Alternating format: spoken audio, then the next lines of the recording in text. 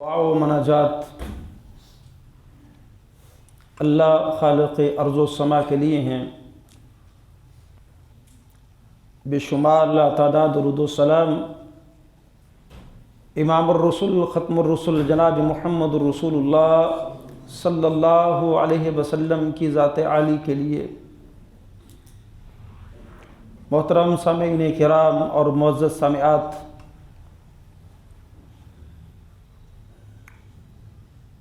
ہمارے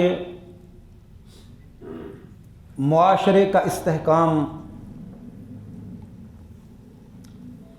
اخلاقی قدروں کے ساتھ وابستہ ہے۔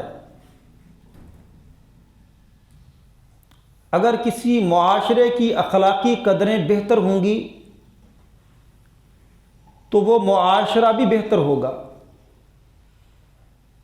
اگر اخلاقی قدریں بہترین ہو جائیں گی تو معاشرہ بھی بہترین ہو جائے گا۔ ہمارے معاشرے میں بہت ساری ایسی باتیں جنہوں نے بے چینی، بے سکونی، اتھل پتھل پیدا کی ہوئی ہے، وہ بد اخلاقی، وہ باتیں ہم نے ترک کرنی ہیں۔ اگر ان کو ترک نہیں کریں گے تو معاشرے کے اندر ایک کیوس، پریشانی، جھنجھٹ، گھریلو، کاروباری، تعلق داری، جو بھی ہو، وہ پریشانیاں مسلسل قائم رہیں گی۔ اور میں نے یہ پچھلے خطبہ کے اندر عرض کیا تھا کہ دکھ اس بات کا ہے کہ ہماری قوم نے، ہمارے لوگوں نے گناہوں کو معمولی سمجھنا شروع کر دیا ہے۔ اور دکھ کی بات اس سے بھی بڑی یہ ہے کہ معمولی ہی نہیں سمجھا بلکہ گناہ کو گناہ سمجھنا ہی چھوڑ دیا۔ یہ سبب ہے ہمارے معاشرتی پریشانیوں کا، ہماری حکومتوں کا، ہمارے گھروں کا، ہمارے کاروبار کا۔ یہ جتنی پریشانیاں ہیں نا، گناہ کو گناہ نہ سمجھنے کی وجہ سے۔ اور صرف ایک بات پہ بات ہوئی تھی کہ کسی کا مذاق نہ اڑائیں، تضحیک نہ کریں۔ اور جب آپ کسی کی تضحیک کرتے ہیں تو اس میں تکبر کا پہلو لازمی ہوتا ہے۔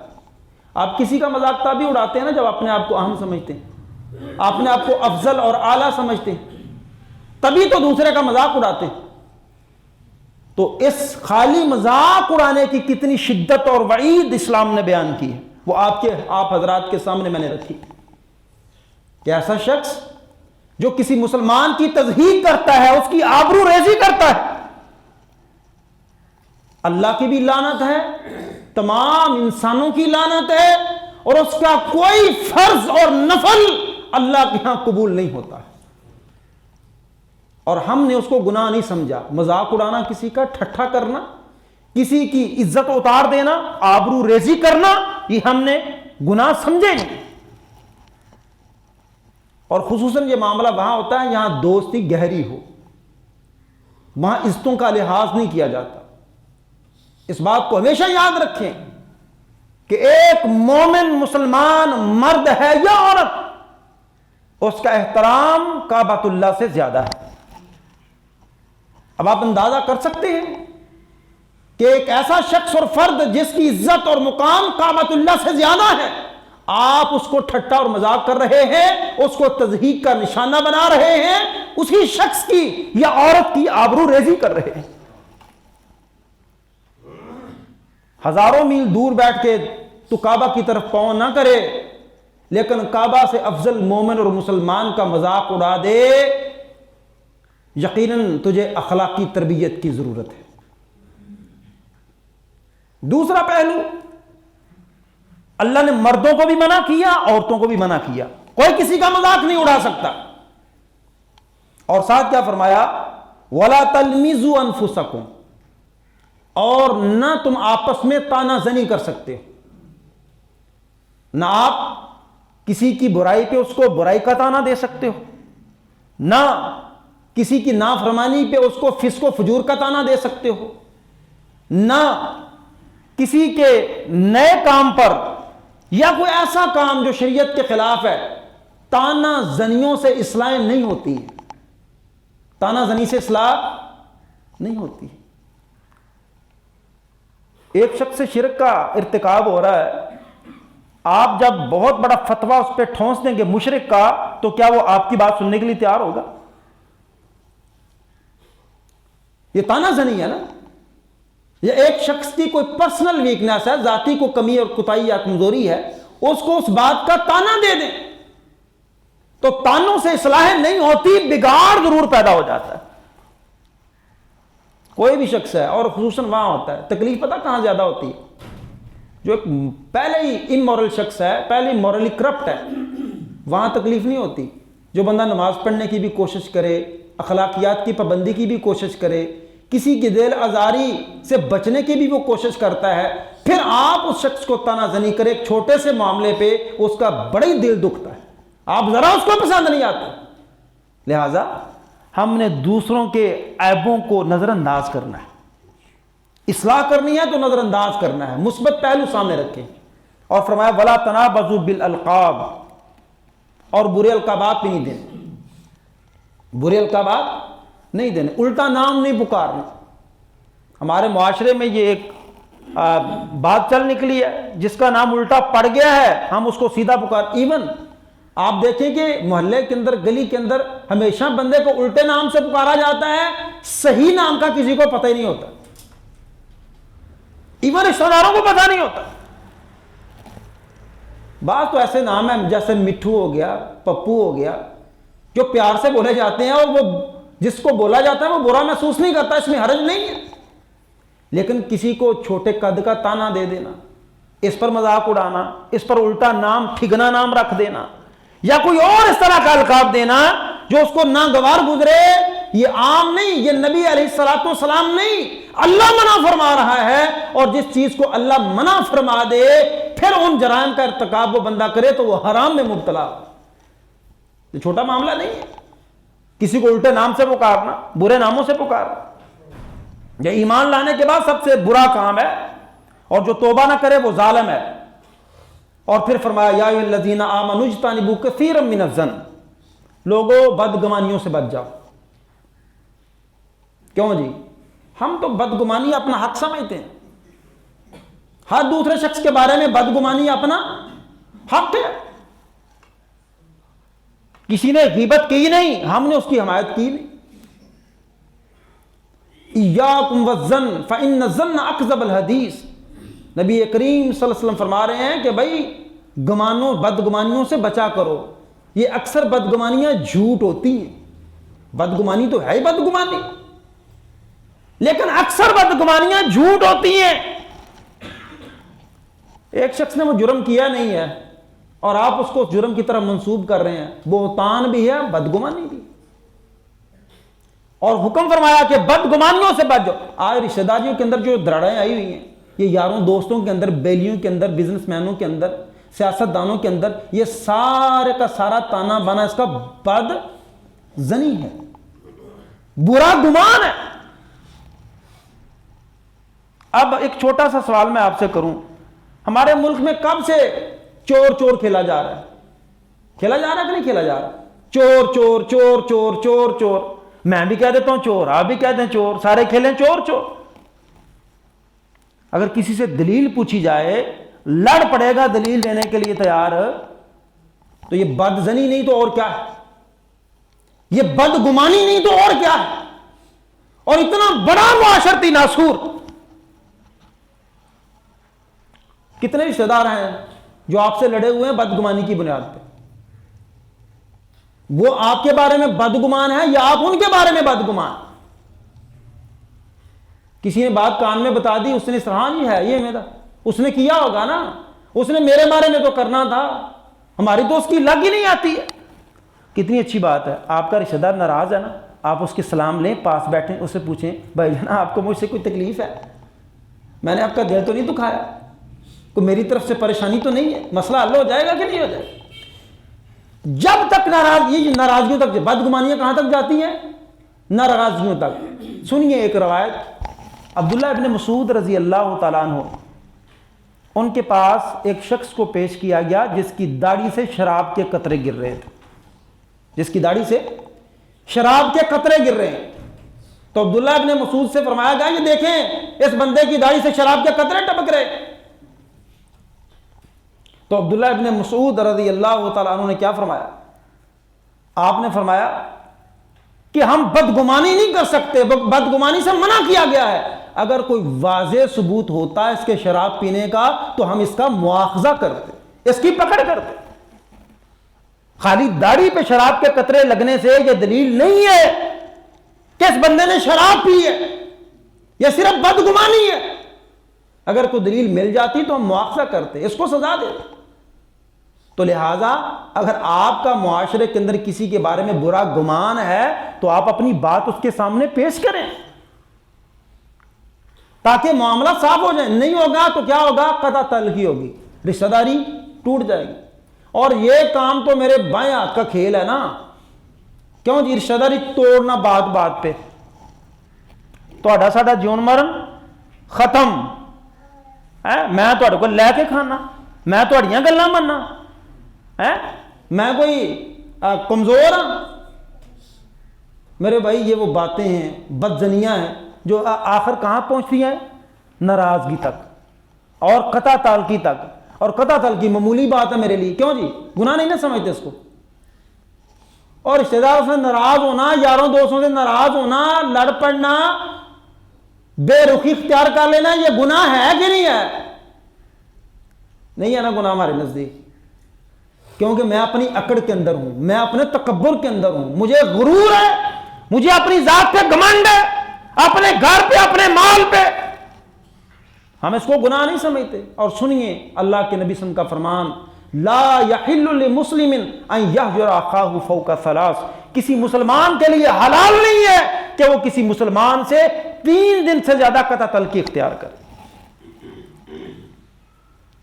بری گفتگو، تانا زنی، عیب جوئی، بدزنی، یہ ساری چیزیں قطع تعلقی تک لے جاتی ہیں۔ اور میں نے ایک روایت میں پڑھا تھا، اللہ ہم سب کو معاف فرما دے، کہ جو کسی سے قطع تعلقی اختیار کرتا ہے اور اسی حال میں مر جاتا ہے وہ جہنم کے اندر جائے گا۔ اس کی تہجدیں، اس کی نمازیں، اس کی تلاوتیں، اس کے صدقہ و خیرات، یہ سب ایک طرف ہے، لیکن وہ مسلمان بھائی سے ناراض ہے، قطع تعلقی اختیار کی ہے، اللہ کے قوانین کو اپنے ہاتھ میں لینے کی کوشش کی ہے، پھر اس کا رب اس سے راضی نہیں۔ ہم اس معاشرے کے فرد ہیں، بہت بڑے بڑے واقعات ہو جاتے ہیں رشتہ داروں کے درمیان کہ ساری زندگی اس طرف منہ کرنے کو جی نہیں کرتا ہے۔ لیکن بتائیں، دیانتداری سے بتائیں کہ ہم اگر دین والے، اسلام والے، وقت پہ جمعات پڑھنے والے، اللہ کے قرآن کی تلاوتیں کرنے والے، رشتہ داریوں کو جوڑنے والے، اگر ہم اس بات کا لحاظ نہیں کریں گے کہ بھئی قطع تعلقی نہیں کرنی، تو پھر مجھے بتائیے کیا وہ جاہل طبقہ جو قرآن سے دور، دین سے دور، سجدے سے دور، اللہ سے دور، نبی سے دور، کیا وہ طبقہ یہ کام سر انجام دے گا؟ یہ سینے پہ پتھر ہم نے باندھنے، یہ صبر ہم نے کرنا ہے۔ اگر سے بڑی تکلیف دہ باتیں رشتہ داروں کی طرف سے، دوستوں کی طرف سے، لیکن اگر سینہ بڑا کریں، درگزر کریں، رشتہ داری کو جوڑیں، تکلیفیں آنے کے باوجود اللہ دنیا کے اندر رزق میں فراخی کرے گا اور اس صبر کے بدلے میں اللہ تمہیں جنت عطا کرے گا۔ لیکن بات کہاں سے شروع ہوتی ہے؟ بدگمانی سے۔ بدگمانی چھوڑ دیجئے، ہم ظاہریت پہ فیصلے کریں، کسی کے دل کا حال پڑھنے کی ہمیں ضرورت نہیں ہے، ہمیں نجومی بننے کی ضرورت نہیں ہے۔ مصیبت پڑی اپنی ذات کو، اس بیچارے کو پتہ بھی نہیں ہے، اس نے کوئی جملہ بول دیا مجلس کے اندر، اس نے خام خواہ اپنے اوپر لے لیا، کہتا لو جی مجھے ٹارگٹ کیا۔ اب فرض کرو میں جمعے میں کہہ دوں یار تم داڑھی کیوں نہیں رکھتے، کیا مسئلہ ہے نبی کی سنت ہے، نبی سے محبت کرتے ہیں، ویسا چہرہ بنانے کی کوشش کریں. تم داڑھی کیوں نہیں رکھتے؟ تو جمعے کے بعد کوئی دوست مجھے ملے اور کہے مینوں ٹارگٹ کرن ڈایا سنا جمعے سے، بدگمانی ہے یہ، بدگمانی. رشتہ داروں میں بیٹھے بیٹھے بات ہو گئی تو خام خواہ کوئی اپنے اوپر بات کو لے لے اور بعد میں کہے انہوں نے مینوں ہی لائی ہے، مینوں کی تھی، اگرچہ وہ جنرل بات کر رہا ہو، حالانکہ اس کا تخاطب وہ ہو ہی نہ. لا یعنی فضول باتیں. لہذا مسلمان کی بات پر حسن ظن رکھنا یہ بااخلاق لوگوں کا وتیرہ ہے. اس جملے کو یاد رکھیں گے. اپنے مسلمان بھائی بہن، رشتہ دار، دوست، عزیز، اقارب، ان کی باتوں پر حسن ظن رکھنا یہ مومن کا شیوا ہے، یہ مومن کا کام ہے. اور بڑی سخت بات، ولا تجسسوا، جب بدگمانی پیدا ہو جائے گی تو جاسوسی بھی کریں گے آپ اس کو. ہاں جی، کہاں آ رہا ہے، کہاں بیٹھ رہا ہے، کیا کھا رہا ہے، کیا پی رہا ہے، اس کا اٹھنا بیٹھنا، کیونکہ بدگمانی تو پہلے دل میں ہے اس کے بارے میں. تو اب یہ اس کو دل آرام سے، اللہ کے نبی صلی اللہ علیہ وسلم نے فرمایا کہ اپنے مسلمان بھائی کے عیبوں پہ پردہ ڈالا کرو، عیبوں پہ پردہ ڈالا کرو. اگر تم پردہ نہیں ڈالو گے تو یاد رکھنا تمہارا رب بھی تمہارے عیبوں پہ پردہ نہیں ڈالے. ہم ٹو کیوں لگاتے ہیں کسی کی بدزنی کے بعد کہ اس کی کوئی برائی میرے ہاتھ آ جائے، جو بدگمانی اس کے بارے میں ہے وہ ثابت ہو جائے، ثابت کرنے کے بعد 4 بندوں میں بیٹھ کے اس کو بےعزت کروں گا. بدزنی ٹو پر مجبور کر. یہ قرآن کی آیتیں آپس میں کنیکٹڈ ہیں، ملی ہوئی ہیں. ہر آیت، ہر جملہ دوسرے سے ملا ہوا کہ بدگمانی نہ کرو. جب بدگمانی کرو گے پھر کہا ولا تجسسوا، پھر جاسوسی نہ کرو. اپنے مسلمان بھائی کی اس کے عیب نہ ٹٹولتے پھرو. عیب ٹٹولو گے تو بیان کرو گے، اس کے عیبوں پہ پردہ نہیں ڈالو گے، اللہ تمہارے عیب کھول کے رکھ دے گا. اور جس کے عیبوں کے در پہ رب ہو جائے پھر اس کو کوئی بچا سکتا نہیں. اور حدیث کے الفاظ ہیں وہ اپنے گھر میں رسوا ہو جاتا ہے. کہاں رسوا ہوتا ہے؟ اپنے گھر میں، بار بازار گلی محلے میں نہیں. دوسروں کی ٹو رکھنے والا، تجسس میں پڑنے والا. برا نہ منائیے گا، ہمارے بہت سارے بھائیوں کی یہ عادت ہے، خواہ مخواہ ٹو میں رہنا دوسروں کی. کہاں جا رہا ہے، کہاں اٹھا ہے، کہاں بیٹھا ہے، کیا کھایا ہے، کس کے ساتھ ٹاؤن سے نکلا ہے، کس کے ساتھ اندر آیا ہے. اب اس کا شاید کچھ بگڑے نہ بگڑے، یہ اللہ کے نبی صلی اللہ علیہ وسلم کی بات ہے اور 100% درست ہے. یہ ٹو لگانے والا اپنے گھر میں رسوا ہو جائے. اور پھر فرمایا ولا یغتب بعضکم بعضا. ٹو لگانا ہمارے لیے تو گناہ ہے ہی نہیں، برا گمان کسی کے بارے میں رکھنا ہمارے لیے گناہ ہے ہی نہیں. سمجھتے ہیں چیزوں کو گناہ؟ نہیں سمجھتے. ولا یغتب بعضکم بعضا. کیوں میری بہنوں بتاؤ، کیا غیبت کرنا گناہ سمجھتی ہو؟ میرے بھائیوں بتائیے گا، ہم میں سے کتنے لوگ ہیں جو غیبت کو گناہ سمجھتے ہیں؟ اور پتہ کتنا سخت گناہ ہے. ولا یغتب بعضکم بعضا ایحب احدکم ان یاکل لحم اخیہ میتا فکرہتموہ. کیا ہم میں سے کوئی اپنے مردہ بھائی کا گوشت کھانا پسند کرتا ہے؟ ڈیڈ باڈی اپنے سگے بھائی کی پڑی ہو، اس کا گوشت کھانا پسند کرو گے؟ میں کہتا ہوں عقل سلیم تو دور کی بات ہے، کوئی پاگل شخص بھی اپنے سگے بھائی کا گوشت کھانا پسند نہیں کرے. تو غیبت اس سے بھی بڑا گناہ ہے. سمجھ لیجئے اس کو گناہ، اللہ کا واسطہ دے کے کہتا ہوں، اس کو گناہ سمجھ لیجئے. اور اللہ کے نبی سے پوچھا گیا تھا وَمَا الْغِيبَةُ یا رسول اللہ کے رسول غیبت کیا ہے؟ تو اللہ کے نبی صلی اللہ علیہ وسلم فرمانے لگے کہ ذکر کا اخا کا بما یکرہ، تمہارے بھائی، تمہارا اپنے بھائی کے بارے میں اس طرح ذکر کرنا کہ اگر اس کے سامنے کیا جائے تو اس کو برا لگے، یہ غیبت. کہا اگر وہ برائی اس کے اندر موجود ہے، جو اس کی پیٹھ پیچھے ہم کر رہے ہیں وہ برائی اس کے اندر موجود ہے، تو فرمایا تبھی تو غیبت ہے. اور اگر وہ برائی موجود نہیں ہے پھر تم اس پہ بہتان لگا رہے ہو، الزام لگا رہے ہو۔ اور کسی کی برائی کو پیٹ پیچھے کرنا، یہ پتہ ہے آپ کو فلسفے کا، یہ کہتا ہے جی میت کے پیچھے سے اس کا بری بات نہ کیا کریں، کو فوت ہو جائے اس کے بارے میں برا بیان نہ دیا کریں، اس بات کا پتہ ہے آپ کو؟ اسلام نے منع کیا ہے، جو فوت ہو جائے اس کی بری باتیں بیان نہیں کرنی چاہیے، جو مر جائے اس کی اچھائی بیان کریں۔ اس فلسفے کا پتہ ہے کیوں اس طرح ہے؟ کیا زندہ کی جو بری باتیں وہ بیان کر رہی نہیں چاہیے؟ اس میں ذرا فرق سمجھیے گا۔ فرض کریں یہ ڈاکٹر صاحب بیٹھے ہوئے ہیں، میں کسی بھائی کے ساتھ ان کی غیبت کر دیتا ہوں، میں نے غیبت کی، اس کا تعلق حقوق العباد سے ہے۔ کس سے ہے؟ حقوق العباد سے۔ میں نے ان کی غیبت کر دی، اب یہ ماشاءاللہ زندہ حیات ہیں، میرے پاس چانس ہے کہ میں ان سے جا کے معافی مانگ لوں کہ ڈاکٹر صاحب میں نے آپ کی غیبت کی ہے، اللہ کے واسطے مجھے معاف کر دیجئے۔ لیکن میں تو کبھی آپ کی زندگی میں اس طرح ہوا بھائی؟ میرے بھائیوں اور بہنوں ذرا دیانتداری سے سوچئے گا، ہم میں سے کون ہے جس نے کسی کی غیبت نہ کی ہو؟ ہم میں سے کوئی ہے؟ اللہ اکبر، مجھے امام بخاری رحمۃ اللہ علیہ یاد آ گیا۔ امام بخاری رحمۃ اللہ جنہوں نے قرآن پاک کے بعد احادیث کی سب سے صحیح کتاب لکھی ہے، اصل کتب بعد کتاب اللہ، اللہ کی کتاب کے بعد جو اس نیلے آسمان کے نیچے سب سے صحیح کتاب ہے وہ صحیح البخاری۔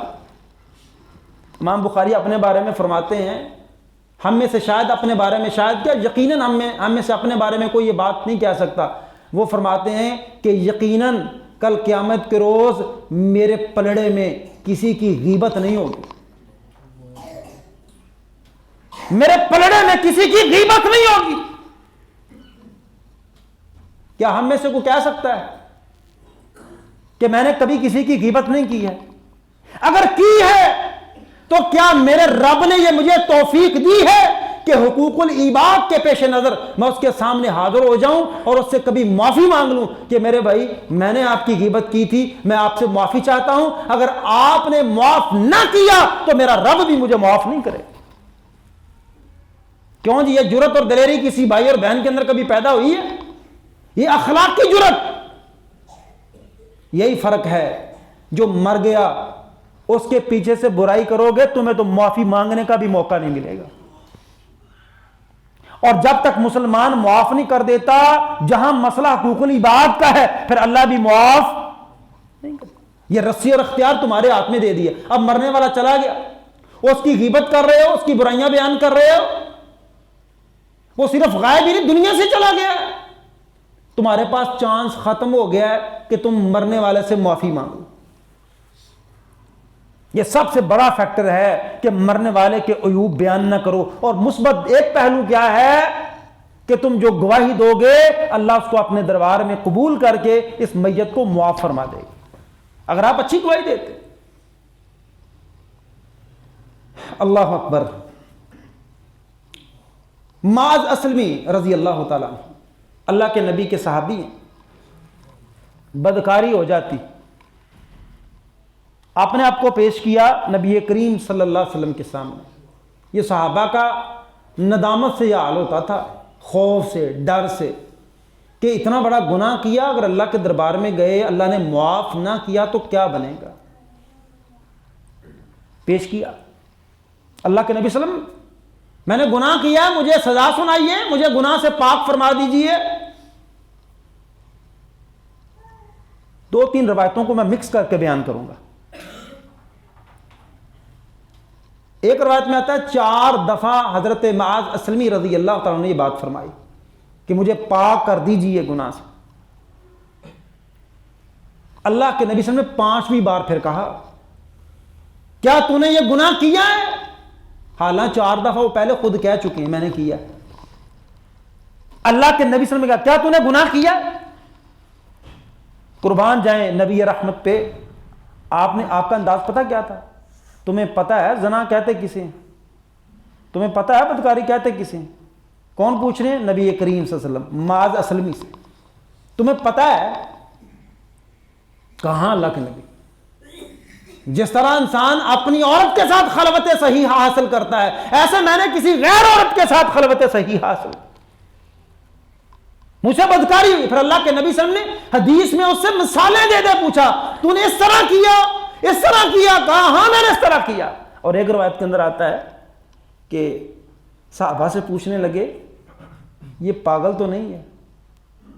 جب کہا نا مجھے سزا سنائیے میں نے گناہ کی، کہا صحابہ یہ پاگل تو نہیں ہے؟ صحابہ کہنے لگے نہیں اللہ کے نبی پاگل تو نہیں. کہا اس کا منہ سونگو، کہیں شراب تو نہیں پی رکھی؟ صحابہ نے منہ سونگا، شراب بھی نہیں پی رکھی. سارے لوازمات پورے. اللہ کے نبی صلی اللہ علیہ وسلم کی دراصل چاہت یہ تھی یہ چلا جائے اور جا کر رب سے معافی مانگے. جہاں آ گیا ہے وہاں حد لگ جائے گی. جہاں پہنچا ہے اور اپنی اس گناہ کی تصدیق کر رہا ہے یہاں حد لگے گی، اس سے نیچے گزارا نہیں. لے گئے، لے جایا گیا. حد لگنے لگی تو صحابہ نے زمین میں گاڑا نہیں ہے، پتھر مارنے شروع کر دیے اور معاذ اسلمی بھاگ نکلے. صحابہ کہتے ہیں ہم نے پھر پکڑا، پھر ان کو زمین میں گاڑا اور پتھر مار مار کے ان کو رجم کر دی. بات رسول اللہ صلی اللہ علیہ وسلم تک پہنچی کہ معاذ کو جب ہم پتھر مارنے لگے تو وہ بھاگ پڑے تھے. اللہ کے نبی صلی اللہ علیہ وسلم نے فرمایا تم نے چھوڑ دیا ہوتا وہ رب سے معافی مانگ لیتا. اللہ کے نبی صلی اللہ علیہ وسلم نے تو سنا دیا رجم کی سزا. دوسری روایت کے الفاظ ہیں کہ آپ جا رہے ہیں تو دو شخص آپس میں بات کر رہے ہیں کہ اچھا بلا اس معاذ کے عیب پہ پردہ پڑا ہوا تھا، بڑی مجلس میں آ کے بیان کرنے کا کیا مقصد تھا؟ بیان نہ کرتا. اور بڑے سخت الفاظ ہیں کہ اس پر کتے کی طرح پتھر برسائے گئے، اپنے آپ کو چھپا کے رکھتا. اللہ کے نبی صلی اللہ علیہ وسلم خاموش ہیں. تھوڑا آگے گئے سفر میں اور مرا ہوا جانور، غالباً وہ گدھا تھا، مرا ہوا جانور. اللہ کے نبی صلی اللہ علیہ وسلم رکے، کہا کہاں ہے وہ معاذ کے بارے میں باتیں کرنے والے؟ اپنی سواریوں سے اترے اور مرے ہوئے گدھے کا گوشت کھائیں. وہ دونوں شخص آگے بڑھے، کہنے لگے اللہ کے نبی اللہ تعالیٰ آپ کو معاف فرمائے، یہ کون پسند کرے گا مرے ہوئے گدھے کا گوشت کھانا؟ تو اللہ کے نبی صلی اللہ علیہ وسلم فرمانے لگے کہ تم نے جو معاذ کے بارے میں بات کی ہے وہ مرے ہوئے گدھے کا گوشت کھانے سے بھی بری بات، اس سے بھی بری بات، تو نے غیبت کی ہے اس کی. کیا ہمارے اندر یہ ایمان ہے؟ میرا ایمان اور میرا دل مجھ کو جھنجھوڑتا ہے غیبت کرنے سے. ہاں بعض موقعوں پر غیبت کا جواز بھی ہے، لیکن عموماً ہمیں وہ مسائل پیش نہیں آتے ہیں جب ہم اعزاء و اقربا یاروں دوستوں کی ان کی بے عزتی کر رہے ہوتے ہیں، ان کی عزت و عصمت کی چادر کو تار تار کر رہے ہوتے ہیں نا، ان کی غیبتیں کر رہے ہوتے ہیں، اپنے مردہ بھائی کے گوشت کھانے سے بھی بری حرکت کر رہے ہوتے ہیں. اور اس کا سلوشن کیا ہے؟ میں اکثر کہا کرتا ہوں جب بھی بیٹھے نا اور کبھی بیٹھ کے دشمن کی خوبیاں یاد کر لیا کرو. کسی رشتہ دار کی بڑا سخت ہے، وہ بڑا ناراض ہے، بڑا منہ پھٹ ہے، بڑا اس طرح کا ہے، بڑا اس طرح کا ہے، اور کبھی بیٹھ کے آؤ یار اس کے خوبیوں کا تذکرہ کر. یہ ہو سکتا ہے کہ نہیں ہو سکتا؟ یہ مشکل ہے. جواز کہاں ہے؟ معاشرے کے اندر جو بندہ کرتا ہی فراڈ اور دو نمبریاں، اس کو چونا لگایا اس کو چونا لگایا، باہر کے چکر میں اس سے پیسے کھا لیے اس سے کھا لیے، ایجنٹ بنا ہوا ہے اور لوٹ لوٹ کے کھا ہے.